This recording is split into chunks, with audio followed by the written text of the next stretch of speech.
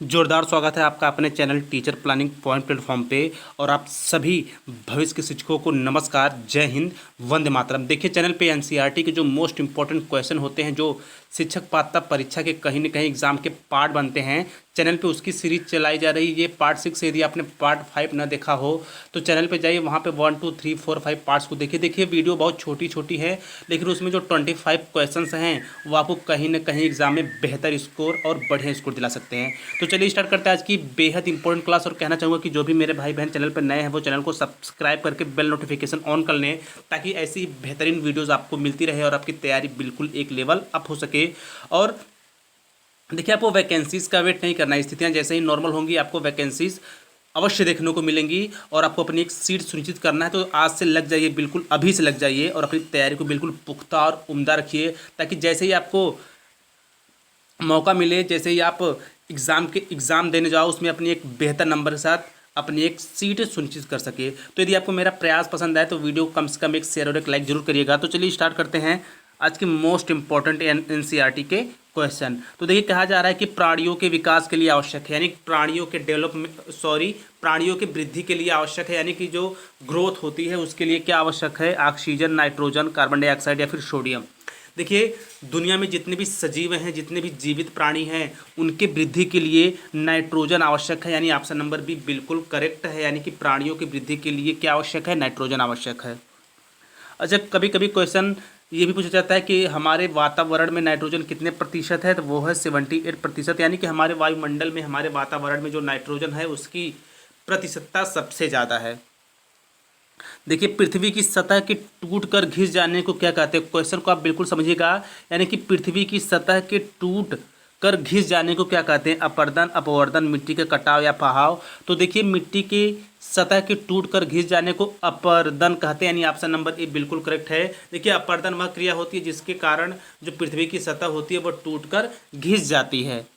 आगे चलते हैं क्वेश्चन नंबर 3 की तरफ। देखिए, जैसे जैसे हम ऊंचाई पर जाएंगे जलवायु होती चली जाती है गर्म, सामान्य, ठंडी या फिर उच्च तापमान। देखिए, क्वेश्चन नंबर 3 की बात हो रही है। तो देखिए, जैसे जैसे हम ऊंचाई पे बढ़ेंगे तो क्या होगा?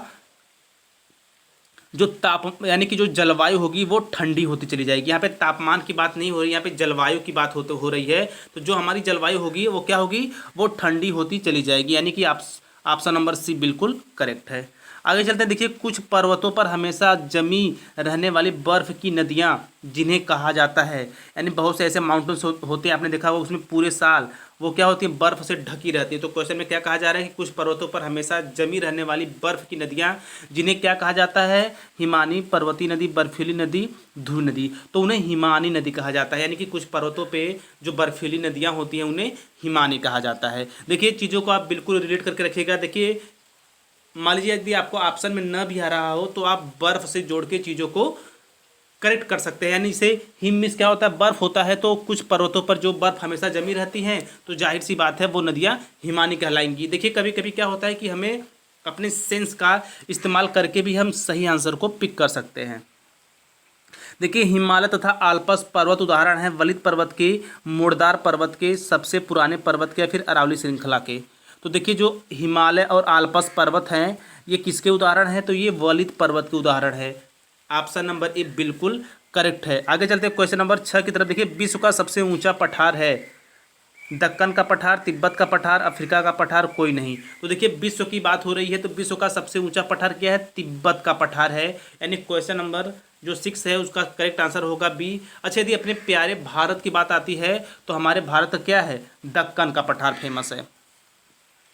देखिए, ऐसे पदार्थ जो न तो अम्ल हो और न क्षार हो कहलाते हैं, क्या कहलाते हैं? अम्ल, क्षार, उदासीन या कोई नहीं। तो ऐसे पदार्थ जो न एसिड होते हैं न बेस होते हैं तो वो उदासीन कहलाते हैं। अच्छा, उदासीन कैसे होते हैं? तो देखिए, जो पीएच स्केल होती है उसमें जो पैमाना बना होता है वो 1 से लेकर 14 तक बना होता है, और बीच में क्या होता है? 7 होता है। तो देखिए, जो 1 से लेकर 7 तक जिन भी चीज़ों का पीएच मान होता है वो क्या कहलाते हैं? वो अम्ल कहलाते हैं। और 7 से ऊपर और 14 के बीच में जिन भी चीज़ों के पीएच मान होते हैं वो क्षार कहलाते हैं। और ऐसी चीज़ें, ऐसी वस्तुएं या फिर ऐसी कुछ चीज़ें जिसका पीएच मान केवल 7 हो उसे हम उदासीन कहते हैं। यानी वो ना तो अम्ल की कैटेगरी में आता है ना ही क्षार की कैटेगरी में आता है। तो आई होप ये आपको बिल्कुल क्लियर हो गया होगा। आगे चलते हैं क्वेश्चन नंबर 8 की तरफ। देखिए मौसम के सभी परिवर्तन के कारण होते हैं सूर्य के कारण, पृथ्वी के कारण, ग्रहों के कारण या फिर उपग्रहों के कारण। तो देखिए जो भी मौसम होते हैं हमारे इन्वायरमेंट में वो सूर्य के कारण होते हैं, यानी कि सन जो होता है वो मेन रीज़न होता है मौसम यानी वेदर के चेंजेस का। इसलिए मौसम के सभी परिवर्तनों का कारण क्या है, सूर्य के कारण जो जितने भी वेदर होते हैं मौसम होते हैं वो चेंज होते रहते हैं। आगे चलते हैं क्वेश्चन नंबर 9 की तरफ। देखिए जब चींटी काटती है तो यह त्वचा में डाल देती है अम्ल द्रव, क्षार द्रव, लवण द्रव या फिर अम्ल क्षार दोनों। देखिए जब हमें चींटी काटती है तो वो हमारे स्किन के अंदर अम्ल द्रव डाल देती है, यानी कि जब हमें चींटी काटती है तो उसके मुख से जो द्रव निकलता है वो कैसा होता है, अम्ल होता है। अच्छा अम्ल से एक बात ये है कि उसका जो पीएच मान होगा वो 7 से कम होगा, यानी 1 और 7 के बीच में होगा। वर्षा को मापा जाता है, ये बिल्कुल इजी क्वेश्चन है। तो वर्षा को वर्षा मापी से मापा जाता है, हम सभी को पता है। अच्छा रिएक्टर पैमाने पे क्या मापा जाता है, तो इस पे भूकंप की तीव्रता यानी अर्थक्वेक की स्पीड नापी जाती है। आगे चलते हैं क्वेश्चन नंबर 11 से। देखिए भारत में सिलिकॉन घाटी कहा जाता है हैदराबाद, कोलकाता, बेंगलुरु या फिर उत्तर प्रदेश को। तो देखिए भारत में सिलिकॉन घाटी किसे कहा जाता है, तो भारत में सिलिकॉन घाटी कहा जाता है बेंगलुरु को। ठीक है, कहीं कहीं पे सिलिकॉन वैली भी रहेगा, तो क्या होगा, बेंगलुरु संबंधित है सिलिकॉन घाटी से या सिलिकॉन वैली से। देखिए कंप्यूटर के लिए प्रोग्राम को स्टोर करने का कार्य होता है, यानी कि जो कंप्यूटर का प्रोग्राम होता है वो किस चीज़ में स्टोर होता है, hard disk, motherboard, CD ROM. देखिए कंप्यूटर के लिए प्रोग्राम को स्टोर करने का कार्य हार्ड डिस्क का होता है, यानी जो हार्ड डिस्क होती है वो अपने जिस भी कंप्यूटर का होता है उसमें सारी चीज़ें स्टोर रहती हैं। आज़ाद हिंद फौज की स्थापना की गई थी, सुभाष चंद्र बोस, भगत सिंह, लाला लाजपत राय, फिर राम बिहारी बोस होगा यहाँ पे। तो यानी कि जो राम बिहारी बोस थे इन्हीं के द्वारा आज़ाद हिंद फौज की स्थापना की गई थी। अल्पसंख्यकों की भाषा, लिपि, संस्कृति की रक्षा संबंधित है, यानी कि जो अल्पसंख्यकों की जो भाषा होती है, लिपि होती है या फिर जो संस्कृति संबंधी तत्व है वह किस अनुच्छेद के अंतर्गत आते हैं, अनुच्छेद 29, 30, 31 या फिर 32। तो देखिए जो अल्पसंख्यक होते हैं उनकी भाषा, लिपि, संस्कृति की रक्षा संबंधी जो प्रावधान है वो अनुच्छेद 29 में है, यानी ऑप्शन नंबर ए बिल्कुल करेक्ट है। क्वेश्चन नंबर 15 देखिए राज्यसभा के सदस्यों की अधिकतम संख्या है, राज्यसभा की बात हो रही है, तो देखिए 250, 245, 500 या फिर 600। तो देखिए राज्यसभा के सदस्यों की संख्या कितनी होती है, 250 होती है, यानी 250 होती है। अच्छा आपको कमेंट करके ये बताना है कि वर्तमान समय में हमारे राज्यसभा की सदस्यों की संख्या कितनी है। भारत के मुख्य न्यायाधीश थे, यानी कि भारत के पहले मुख्य न्यायाधीश की बात हो रही है कि भारत के पहले मुख्य न्यायाधीश कौन थे, हीरालाल जे कानिया, दीपक मिश्रा, रंजन गोगोई या फिर राजेंद्र प्रसाद।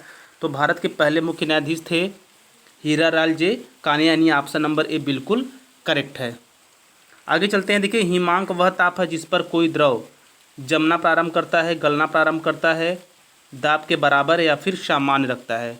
देखिए हिमांक की बात हो रही है, तो आप ये देखिए एक छोटी सी मैं आपके माइंड में चीज़ें क्लियर कर देता हूँ। देखिए हिमांक की बात हो रही है, यानी हिम मीन्स क्या होता है, बर्फ़ होता है, बर्फ़ मीन्स क्या होता है, यानी कि हिम मीन्स बर्फ़ होता है, अब बर्फ़ क्या होती है, पिघलती है। तो यानी कि जब कोई द्रव पिघलती है, हाँ सॉरी, जब कोई द्रव पिघलता है तो वो क्या होता है, वो गलनांक होता है, यानी गलने की क्रिया को गलनांक कहते हैं, यानी कि जब कोई द्रव गलता है तो उसे गलनांक कहते हैं। और साथ ही साथ जब कोई द्रव जमने की जो प्रक्रिया होती है उसे हम क्या कहते हैं, तो उसे हिमांक कहते हैं, यानी ऑप्शन नंबर ए बिल्कुल करेक्ट है। यानी कि हिमांक वह ताप है जिस पर कोई द्रव जो होता है जमना प्रारंभ करता है। अच्छा गलना प्रारंभ करना को क्या कहेंगे, गलनांक कहेंगे। मेरा बताने का बस यही था कि आपको चीज़ें बिल्कुल क्लियर है, क्योंकि हिमांक, गलनांक और क्वथनांक तीनों चीज़ों में कन्फ्यूजन होती है। तो आप ये जान जाइए गलने की प्रक्रिया हिमांक, सॉरी जमने की प्रक्रिया हिमांक, गलने की गलनांक को कहा जाएगा। आगे चलते हैं। हर्षचरित की रचना की गई थी, कौटिल्य, बाणभट्ट, गोपाल या फिर आर्यभट्ट। हर्षचरित की बात हो रही तो हर्षचरित की जो रचना है क्वेश्चन नंबर 18, इसका जो करेक्ट आंसर वो है ऑप्शन नंबर बी, यानी कि बाणभट्ट के द्वारा हर्षचरित की रचना की गई थी। कला और साहित्य के विकास को स्वर्ण युग कहा गया, यानी कि किसके शासनकाल में कला और साहित्य के विकास को स्वर्ण युग कहा गया, गुप्त साम्राज्य, राजपूत वंश, चंदेल या फिर राजपूत। तो देखिए कला और साहित्य के विकास को स्वर्ण युग कहा गया गुप्त साम्राज्य को, ऑप्शन नंबर ए बिल्कुल करेक्ट है। क्वेश्चन नंबर 20, पहला सुल्तान जिसने स्वयं को खलीफा घोषित किया था, यानी वह कौन सा सुल्तान है, जिसने अपने स्वयं को खलीफा घोषित किया था? अलाउद्दीन खिलजी, जलालुद्दीन खिलजी, मुबारक शाह खिलजी, गयासुद्दीन तुगलक। तो अपने आप को पहला ऐसा सुल्तान जो अपने आप को स्वयं को खलीफा घोषित किया था वो थे अलाउद्दीन खिलजी। ऐसे पहले सुल्तान थे जिन्होंने स्वयं को खलीफा घोषित किया था। चलते हैं, देखिए ध्वनि की चाल अधिकतम होती है। देखिए ध्वनि की बात हो रही है, वायु में, निर्वात में, जल में या फिर इस्पात में। तो देखिए ध्वनि की जो चाल सबसे अधिक किस में होती है? इस्पात में होती है। इस्पात से क्या मतलब हो गया? ठोस। यानी कि जो ध्वनि की चाल होती है वो सबसे ज़्यादा किस में होती है? ठोस में होती है। अच्छा, प्रकाश की चाल सबसे ज़्यादा किस में होती है? तो निर्वात में होती है। क्वेश्चन नंबर 22, मानव आँख की रेटिना पर कैसा प्रतिबिंब बनता है? वास्तविक तथा सीधा, वास्तविक तथा उल्टा, आभासी तथा उल्टा या फिर आभासी तथा सीधा यहाँ पे होगा। तो देखिए मानव आँख की रेटिना पर कैसा प्रतिबिंब बनता है? तो वो बनता है वास्तविक तथा उल्टा। यानी जो मानव की रेटिना है उस पर कैसा फिगर बनता है? तो उस पर बनता है वास्तविक तथा उल्टा बनता है। निकट दृष्टि दोष से पीड़ित व्यक्ति के चश्मे में प्रयोग किया जाता है उत्तल, अवतल, समतल या फिर समतल उत्तल।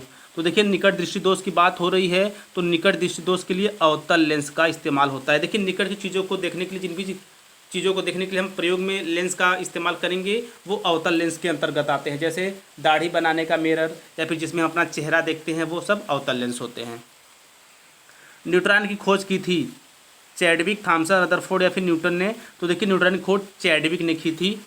आगे चलते हैं क्वेश्चन नंबर लास्ट की तरफ। देखिए बिजली के बल्ब का फिलामेंट किस तत्व का बना होता है? आयरन, लेड, टंगस्टन या फिर कॉपर? तो बिजली के बल्ब का फिलामेंट टंगस्टन तत्व का बना होता है। सो आई होप ये वीडियो आपको जरूर पसंद आई होगी और यदि मेरा प्रयास आपको पसंद आए तो कम से कम वीडियो को एक लाइक और एक शेयर जरूर करिएगा। सो मिलते हैं नेक्स्ट पार्ट में। इसी तरह स्वस्थ, व्यस्त और मस्त रहे। जय हिंद, जय भारत।